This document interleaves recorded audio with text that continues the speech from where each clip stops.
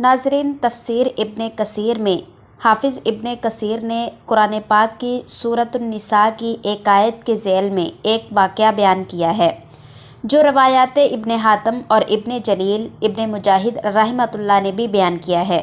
قصہ کچھ اس طرح ہے کہ ایک عورت حاملہ تھی۔ حاملہ عورت نے ایک لڑکی کو جنم دیا تو اس نے اپنے ایک غلام کو کہا کہ کہیں سے آگ تلاش کر کے لاؤ۔ وہ باہر نکلا، اس نے دروازے پر ایک شخص کو پایا۔ اس شخص نے غلام سے پوچھا کہ کیا بیٹا پیدا ہوا ہے یا پھر بیٹی؟ ملازم نے کہا کہ بیٹی پیدا ہوئی ہے۔ اس شخص نے غلام کو آگاہ کیا کہ یہ لڑکی 100 آدمیوں کے ساتھ بدکاری کرے گی۔ 100 آدمیوں سے زناکاری کے بعد اس پیدا ہونے والی لڑکی کی شادی تمہارے ساتھ یعنی اپنی ماں کے غلام کے ساتھ ہوگی۔ شادی کے بعد اس لڑکی کی موت کا باعث ایک مکڑی ہوگی۔ غلام اس شخص کی بات سن کر بہت پریشان ہوا۔ غلام نے سوچا میں یہ بات آج ہی ختم کر دوں گا۔ اس غلام نے ایک تیز چھری لی، اس نے پیدا ہونے والی لڑکی کے پیٹ کو چیر دیا۔ اس نے سمجھا کہ اب بچی مر گئی ہے۔ وہ بچی کو قتل کر کے وہاں سے بھاگ گیا۔ جب ماں نے اپنی بیٹی کو دیکھا تو اس نے اپنی بیٹی کے پیٹ پر ٹانکے لگائے اور بچی کا علاج کرنا شروع کر دیا۔ پھر وقت کے ساتھ ساتھ اس لڑکی کا زخم بھر چکا تھا۔ وقت گزرنے کے ساتھ یہ لڑکی جوان ہو گئی۔ یہ لڑکی بہت ہی حسین و جمیل تھی۔ جب لڑکی جوان ہوئی تو اس کو زناکاری کی لت پڑ گئی۔ جو غلام یہاں سے بھاگ گیا تھا وہ سمندر کے پار چلا گیا تھا۔ اس نے اپنا پیٹ پالنے کے لیے کوئی کام کاج شروع کر دیا۔ کئی سالوں کے بعد اس کے پاس کافی دولت آ چکی تھی تو یہ غلام پھر اپنے گاؤں میں پلٹ آیا۔ یہ غلام ایک بڑھیا سے ملا۔ اس نے کہا کہ کسی حسین و جمیل لڑکی کے ساتھ میری شادی کرا دو، میں آپ کو اس کا معاوضہ عطا کروں گا۔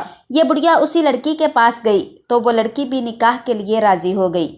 جب نکاح کر کے وہ غلام اس لڑکی کو اپنے گھر لے گیا، میاں اور بیوی میں حد سے زیادہ پیار اور محبت تھا۔ ایک دن لڑکی نے اپنے شوہر سے دریافت کیا کہ تم کون ہو، کہاں سے آئے ہو؟ غلام نے اپنی بیوی کو سارا قصہ بیان کر دیا کہ میں کئی سال پہلے اسی گاؤں میں ایک گھر میں غلامی کرتا تھا۔ میں نے ایک بچی کا پیٹ چیر دیا تھا جس کی وجہ سے میں یہاں سے بھاگ گیا تھا۔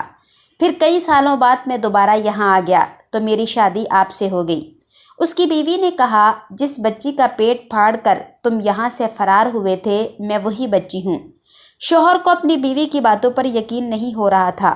پھر اس کی بیوی نے اپنے پیٹ سے کپڑا اٹھایا اور اپنے شوہر کو وہ نشان دکھائے۔ یہ سب کچھ دیکھنے کے بعد شوہر کو یقین ہو گیا کہ یہ وہی لڑکی ہے۔ غلام نے کہا اگر تو وہی لڑکی ہے تو تیری ایک بات مجھے اور بھی پتہ ہے۔ لڑکی نے پوچھا وہ کیا ہے؟ شوہر نے کہا کہ تو 100 آدمیوں کے ساتھ بدکاری کر چکی ہے۔ غلام کی بیوی نے کہا تم سچ کہہ رہے ہو، میں کافی آدمیوں سے بدکاری کر چکی ہوں۔ شوہر نے اپنی بیوی سے کہا مجھے تیری ایک اور بات کے بارے میں بھی علم ہے کہ تیری موت کا سبب ایک مکڑی بنے گی۔ شوہر کہنے لگا کہ مجھے تم سے بے پناہ محبت ہے جس وجہ سے میں تمہیں کیے ہوئے سارے زنا معاف کر رہا ہوں، لیکن میں چاہتا ہوں کہ اب تمہاری موت نہ ہو۔ میں تیرے لیے ایک خوبصورت محل تیار کروا دیتا ہوں، تو اس محل میں ہی آرام کی زندگی بسر کرنا تاکہ کیڑے مکوڑے وہاں نہ پہنچ سکیں۔ شوہر نے ایک بہت ہی پیارا محل تیار کیا، ایسا خوبصورت محل کہ جس کے کمرے میں مکڑی کے جانے کا سوال بھی پیدا نہ ہو۔ ایک دن دونوں میاں بیوی بیٹھے ہوئے تھے کہ اچانک چھت پر ایک مکڑی نظر آئی۔ عورت نے مکڑی کو دیکھتے ہی کہا کہ یہ مکڑی میری جان لینے کے لیے یہاں آئی ہے۔ اچھا یہ بات ہے تو میں اس کو ہی مار دیتی ہوں۔ بیوی نے اپنے غلاموں کو حکم دیا کہ مکڑی کو زندہ پکڑ کر میرے پاس لاؤ۔ غلاموں نے مکڑی کو پکڑا اور مکڑی کو لڑکی کے سامنے پیش کر دیا۔ اس لڑکی نے مکڑی کو اپنے پاؤں تلے مسل کر مار دیا۔ لڑکی کے پاؤں کے انگوٹھے پر ایک زخم تھا۔ جب لڑکی نے مکڑی کو مسلا تو مکڑی کے خون کا قطرہ اس کے پاؤں کے زخم میں چلا گیا جس سے زخم خراب ہو گیا اور لڑکی کے جسم میں زہر پھیل گیا۔ اگلے ہی دن لڑکی کی موت ہو گئی۔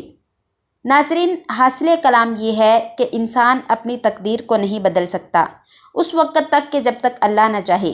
اس لیے کوئی بھی تدبیر کرنے سے پہلے اللہ پاک سے گڑ گڑا کر دعا کرنی چاہیے، کیونکہ وہی جس نے تقدیر لکھی اور وہی تقدیر بدل سکتا ہے۔